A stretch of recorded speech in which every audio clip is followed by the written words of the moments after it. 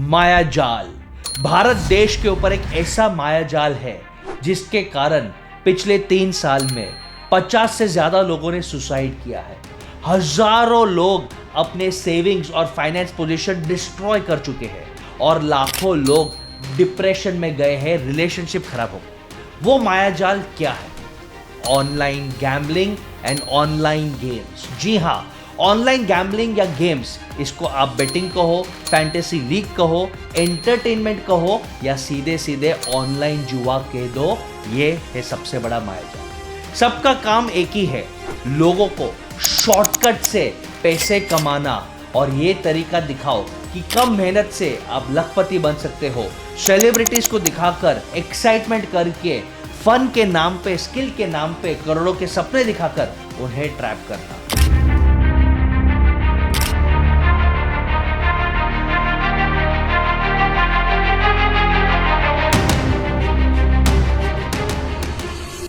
पहले जो गैम्बलिंग या बेटिंग होता था वो ऑफलाइन होता था, आज वो पूरा ऑनलाइन शिफ्ट हो गया है।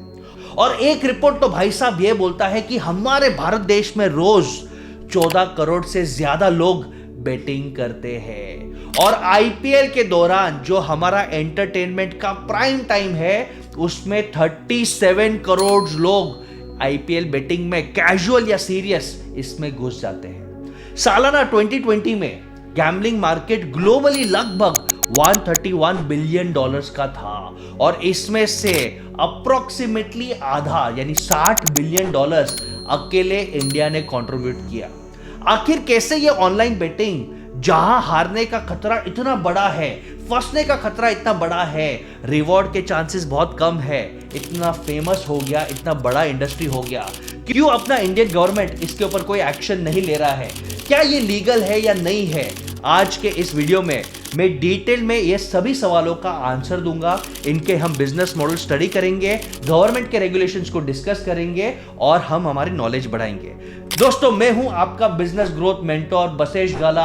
आप सबको मेरी तरफ से जय श्री राम, जय जिनेंद्र। और ये वीडियो को स्टार्ट करने से पहले आपको रिक्वेस्ट है कि ये चैनल को अभी के अभी सब्सक्राइब करो, जिसके कारण आप एक अच्छे एंटरप्रेन्योर और नॉलेजेबल लीडर बन पाओगे। पहले समझते हैं कि भाई लीगल रेगुलेशन क्या है। 1867 यानी अंग्रेजों के जमाने का एक एक्ट है जिसका नाम है पब्लिक गैम्बलिंग एक्ट, और तब का ही एक्ट आज भी एनफोर्स किया जाता है। इसके अकॉर्डिंग कोई भी ऐसा गेम है जिसमें जीत या हार के चांसेस हो, प्रोबेबिलिटी बेस्ड हो, लक बेस्ड हो, उससे खेलने पर प्रतिबंध है, अलाउड है ही नहीं। एक छोटा एक्सेप्शन है लॉटरी सिस्टम, क्योंकि लॉटरी सिस्टम में थोड़ा डिस्ट्रीब्यूशन फेयर है और मोस्ट लॉटरीज को गवर्नमेंट कंट्रोल करता है। समय अनुसार जब अपडेट होता है, हमारा कानून अपडेट नहीं हो पाया और वो टाइम पे कोई स्मार्टफोन, इंटरनेट, ऑनलाइन का कंसेप्ट नहीं था और इसके लिए कानून में, हमारे लीगल सिस्टम में एक लूप होल रह गया। लेकिन जैसे जैसे टाइम बढ़ा और अप्रोक्सीमेटली साल 2000 के आसपास इंटरनेट का बूम आ गया और उसके बाद स्मार्टफोन्स, डेटा का बूम आ गया, वैसे ही लोगों को ये बेटिंग एप्स, गेम्स और एंटरटेनमेंट का जरिया चाहिए था और इनका जन्म हुआ। पब्लिक गैम्बलिंग एक्ट में ऑनलाइन बेटिंग को लेकर कोई क्लॉज नहीं है और बस यही से ये ग्रे एरिया को एक्सप्लोर करके ये गेमिंग वेबसाइट्स ने और ये बेटिंग वाले ने, फैंटेसी एप्स वालों ने एक जगह ढूंढ लिया। ऑनलाइन बेटिंग या गैम्बलिंग को स्पेसिफिकली अगर इंडिया में कहे तो इसे कोई भी सेंट्रल लॉ नहीं है, क्योंकि इसे हम स्टेट सब्जेक्ट मानते हैं और इसलिए कुछ स्टेट गवर्नमेंट्स ने अपने खुद के रूल्स एंड रेगुलेशंस बनाए हैं जिनके आधार पर ये बेटिंग एप्स ऑपरेट कर सकते हैं। आज मार्केट में बहुत सारे बेटिंग एप्स हैं, बहुत सारे गेमिंग एप्स हैं, Bet365, 1xBet, 22Bet, 10Crick, Dream11, Winzo और बहुत सारे एप्स हैं। क्या ये सभी एप्स लीगल है? तो स्ट्रिक्टली लीगल सेंस में ये बिल्कुल लीगल है, क्योंकि पब्लिक गैम्बलिंग एक्ट उन्हें स्टॉप नहीं करता। कंप्लायंसेस और रेगुलेशंस और टैक्सेशंस के अलावा उनके ऊपर कोई रोक नहीं आ सकता और इसके कारण आज आप सोशल मीडिया और टीवी पे देखो तो हर कोई दूसरा इन्फ्लुएंसर, सेलिब्रिटी यही बेटिंग प्लेटफॉर्म्स को प्रमोट करते हैं। बोलते कि फ्री टाइम में रमी खेल लो, फ्री टाइम में आप पोकर खेलो, फ्री टाइम पे आप अपने गेम बनाओ। लेकिन आप सोच रहे होंगे, अगर ये लीगल है तो इनका एडवर्टाइजमेंट वगैरह क्यों हम नॉर्मल टेलीविजन पे नहीं दे सकते? तो ऐसा बात है कि इंडिया में जब ऑनलाइन गेमिंग या बेटिंग की बात आती है तो यूजुअली 2 रेगुलेशंस आते हैं इसमें। एक होता है गेम ऑफ चांस और एक होता है गेम ऑफ स्किल। और यूजुअली गेम ऑफ चांस को हम अलाउ नहीं करते, लेकिन गेम ऑफ स्किल को प्रमोशन करने के लिए अलाउड है। तो हमारे आईएनबी मिनिस्ट्री ने, एंटरटेनमेंट मिनिस्ट्री ने क्लियरली बोल दिया कि जो भी गेम ऑफ स्किल को लेकर अगर आप यूज कर रहे हो तो उसके ऊपर एडवर्टाइजमेंट की कोई रोक टोक नहीं होती। और ये सभी एप्स ने ये लूपहोल को यूज करके बोल दिया कि हम गेम ऑफ चांस नहीं है, हम गेम ऑफ स्किल है। यहां पे आपको थोड़ा ब्रेन का एप्लीकेशन, थोड़े नॉलेज का एप्लीकेशन यूज करना पड़ेगा। अगर आप पोकर खेलते हो तो आपको पोकर के नॉलेज आना चाहिए, आपको वहां पे प्रोबेबिलिटीज थोड़ा आना चाहिए। अगर आप क्रिकेट टीम्स बना रहे हो तो हर एक प्लेयर का बैकग्राउंड क्या होगा, ये पिच कैसे होगा, आज की मैच के क्या कंडीशंस है, किसी प्लेयर का क्या फॉर्म है, ये सबको स्किल का रूप देख के ये बोल रहे हैं कि ये गेम ऑफ स्किल है, गेम ऑफ चांस नहीं है, प्योरली गेम ऑफ लक नहीं है। गेम ऑफ स्किल में थोड़ा ब्रेनस्टॉर्मिंग, स्पोर्ट एनालिसिस, अवेयरनेस की जरूरत है, लेकिन इसमें 90% फिर भी लक है। लेकिन ये लूप होल को लेके वो टीम आगे बढ़ गए हैं। अब ये जो भी एप्स बने हैं ये ऑनलाइन है और सबसे इंपॉर्टेंट उनका यूआई और यूएक्स है। UI का मतलब है यूजर इंटरफेस और UX का मतलब है यूजर एक्सपीरियंस। यानी जिस तरह से उनके कलर्स है, जिस तरह का उसका म्यूजिक है, उसका डिस्प्ले है, आपको एक्साइटमेंट आता है। स्टार्टिंग में ही फ्लैश होता है कि फलाने आदमी ने लास्ट दिन पे 1 करोड़ कमाया, फलाने आदमी ने लास्ट महीने पे लाखों रुपए कमाए, तो आदमी एक्साइटमेंट में आ जाता है। और उनका पूरा मैकेनिज्म कैसा है कि अलग अलग पेमेंट गेटवेज के साथ टाइप लेके आप पेटीएम करो, आप वॉलेट्स यूज करो, आप यूपीआई यूज करो, credit card, debit card use करो, नेट बैंकिंग यूज करो, आपसे वो पैसे ले लेंगे। और छोटे अमाउंट्स में भी कर सकते हैं, 100 रुपया, 200 रुपया, 500 रुपया, 1000 रुपया और लाखों रुपया। और जितना ही सरल पैसा डालना है उससे ज्यादा सरल विड्रॉ करना है। यानी एक ही बटन दबा के जिस मेथोडोलॉजी से आपने पैसे डाला वही मेथड से आपको विनिंग्स आता है।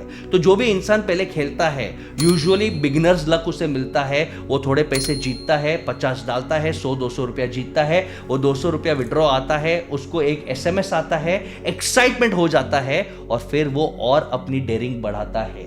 बिगिनर्स लक ये एक प्रूवन स्टैटिस्टिकल कंसेप्ट है कि कभी भी आप अगर गैम्बलिंग करते हो या यूजुअली कोई भी नया ऐप यूज करते हो तो इनिशियली आपके तुक्के लग जाते हैं और आपको लगता है कि भाई साहब मैं तो इसका भगवान हूं, मैं तो इसका एक्सपर्ट हूं। और इसी के ऊपर एक क्वेश्चन आता है कि समझो आपने अगर एक मैच खेला, आप आईपीएल देख रहे हो और वो देखते देखते आपको अगर हो गया कि चलो हम टाइम पास में कैजुअली दोस्त के साथ बेट लगाते हैं, तो यही एप्स पे हम बेट लगा लेते हैं। अब ये तो ठीक है, लेकिन यहां पे सबसे बड़ा नुकसान वाली बात आता है गैम्बलर्स फैलेसी। अब गैम्बलर्स फैलेसी ये कंसेप्ट क्या है? गैम्बलर्स फैलेसी कंसेप्ट ये है कि पहले आपको फोमो आता है, फियर ऑफ मिसिंग आउट, कि ये ऐप पे हम जाते हैं, टाइम स्पेंड करते हैं और इनिशियली जीतने के बाद जब आप लूज करते हो 1000-2000, तब आपको लगता है कि यार अगले बार तो मैं इसको रिकवर कर ही लूंगा। डूबता हुआ जहाज और रिस्क लेता है। गैम्बलर्स फैलेसी का मतलब वो और बेट करेगा, 1000 हुआ लॉस, 2000 हुआ लॉस, अगला राउंड 5000 का, फिर 10,000 का, फिर 20,000 का, और कहानी खत्म यहां पे नहीं होता। और इसमें एक्साइटमेंट कौन बढ़ाता है? हमारे इन्फ्लुएंसर्स, हमारे सेलिब्रिटीज, हमारे क्रिकेटर्स, हमारे फिल्म स्टार्स, हमारे टीवी स्टार्स, इनको तो हम भगवान मानते हैं। ये बोलेंगे एक प्रोडक्ट लेने के लिए तो हम ब्लाइंडली वो प्रोडक्ट को ट्राई करेंगे। देश के यूथ को एक मैसेज देना कि आप शॉर्टकट में करोड़ों कमा सकते हो, शॉर्टकट में आपको फन मिलेगा, वो पीयर प्रेशर क्रिएट करना कि यार मैं ड्रीम लेवल पे हूं, मैं विंजो खेल रहा हूं, आप क्यों ये गेम्स नहीं खेल रहे, आप क्यों टीम्स नहीं बना रहे, आप क्यों बेटिंग नहीं कर रहे। और उसके बाद गैम्बलर्स फैलेसी करके 500, 1000, 2000, 50,000 और लाखों रुपए तक जाकर लोगों को फंसाना, शायद ये सबसे बड़ा गैप है। और इसके कारण प्रॉब्लम क्या होता है कि खास करके जो हमारे यूथ है वो यूथ फंसते हैं। एक स्टैटिस्टिक्स तो ये बोलता है कि मेजॉरिटी ऑफ यूजर्स इसमें 18 से 34 के एज में है। यानी जो देश का प्राइम यूथ है, जो जस्ट पढ़ाई कर रहा है, एडवांस या जॉब पे लग रहा है या स्टार्टअप कर रहा है, उसको डिस्ट्रैक्ट करते हैं। इनफैक्ट और एक हिडन न्यूज तो ये है कि दोस्तों इसमें तो हमारे स्कूल जाने वाले बच्चे भी इन्वॉल्व है, क्योंकि आज हर एक के पास मोबाइल एक्सेस बहुत ईजी है। वो अपने पेरेंट के आईडी से और कोई फेक आईडी से वो बेटिंग में पार्ट लेते हैं। अब देश में सबसे बड़ा दिक्कत यह हो गया कि यूथ पैसे लगाने के लिए, इनिशियल फंड्स के लिए अपना पॉकेट मनी और सेविंग तो लगाता है, लेकिन जब उसके लॉसेस बढ़ते हैं और वो डेस्परेट होता है कि कुछ दोस्त हमारे जीत रहे हैं, मैं भी इसमें जीतूंगा, तब वो एंटी सोशल एक्टिविटीज में जाता है। या तो वो चोरी करता है, या तो लोगों को फंसाता है, या तो लोन्स लेता है। और आजकल लोन्स लेना बहुत इजी है। ऐप पे बैठे बैठे 10,000, 20,000, 30,000 के लोन्स आपको हाई इंटरेस्ट पे मिल जाता है और इंसान तब कैलकुलेट नहीं करता, वो लोन्स लेता है ये चक्कर में कि 30,000 ले रहा हूं, एक दिन में 2 लाख कमा लूंगा और लोन को भी रीपे कर दूंगा और मेरे पास लेटेस्ट आईफोन भी आ जाएगा। यानी 88.4% यूजर्स हमारे मेल यूथ है और उनके ऊपर प्रेशर होता है कि आपको फ्यूचर में घर चलाना है, आपको शोबाजी करना है, आपको लड़की घुमाना है। भाई साहब, पैसे कहां से आएंगे? और अब यही ट्रैप देश को शायद बर्बाद कर रहा है। कुछ मैं आपको स्टोरीज बोलूंगा तो आपके आंख में आंसू आ जाएंगे कि टॉप प्राइस 1 करोड़ रुपए को देखने के बाद, गाड़ी को देखने के बाद, लाखों रुपए के सपने को देखने के बाद हैदराबाद में एक 20 साल का एक स्टूडेंट यही बैटिंग ऐप से फंस गया। उसने अनफॉर्चुनेटली सुसाइड कर लिया। और एक गंभीर केस स्टडी आपको देता हूं कि एक छोटे लड़के ने गैम्बलिंग के चक्कर में, ऑनलाइन बेटिंग के चक्कर में, गेमिंग के चक्कर में हजारों रुपए का कर्जा कर दिया था। और जब ये कर्जा वो चुका नहीं पा रहा था, वो डिप्रेशन में चला गया, स्टडीज छोड़ दिया। तब उसके माँ बाप ने उसको अपने नेटिव विलेज गांव में भेज दिया। और गांव में जब उसने देखा कि मेरी दादी अकेले रहती है और उसके पास गोल्ड चेन है, तो वो यूथ ने अपने दादी का मर्डर करके गोल्ड चेन को बेच के अपने लोन्स पूरे किए और वो एडिक्शन में और आगे बढ़ गया। बेटिंग में कभी कभी एंटी सोशल, एंटी पेट्रियोटिक और देश के खिलाफ के एलिमेंट्स भी आ जाते हैं। एक रिसर्च ये बताता है कि बेटिंग मनी में यूजुअली हवाला मनी भी होता है, मनी लॉन्ड्रिंग भी होता है, जिसके कारण क्रिमिनल के पैसे या टेररिस्ट के पैसे या पॉलिटिशियंस के पैसे मनी लॉन्डर होते हैं। और कभी कभी ऐसा भी होता है कि लोग ये फेक ऐप खड़ा करके फेक रेवेन्यू दिखाते हैं और जितना भी मनी है वो पे करके वो पैसे को, जो कैश मनी, इलीगल मनी था, उसको वाइट करते हैं। इनफैक्ट हाल ही में महादेव नाम का एक बेटिंग ऐप था जिसके ऊपर चर्चा हुआ, उसको पकड़ा गया, हंड्रेड्स ऑफ करोड़ का उसका स्कैम था। हमारे ईडी के एक ऑफिसर ने, एनफोर्समेंट डायरेक्टोरेट ने दुबई के एक हवाला ऑपरेटर से 580 करोड़ का एसेट्स फ्रीज किया। यानी देश के यूथ को बर्बाद करने के साथ साथ एंटी सोशल, क्रिमिनल और ऐसे गलत एलिमेंट्स को भी ये प्रमोट करता है। तो भाई साहब, साल 1867 के पब्लिक गैम्बलिंग एक्ट को नजर देखते हुए गवर्नमेंट ऑफ इंडिया ने भी एक स्मार्ट मूव किया और ये स्मार्ट मूव के कारण 80% प्लेयर्स बंद हो गए।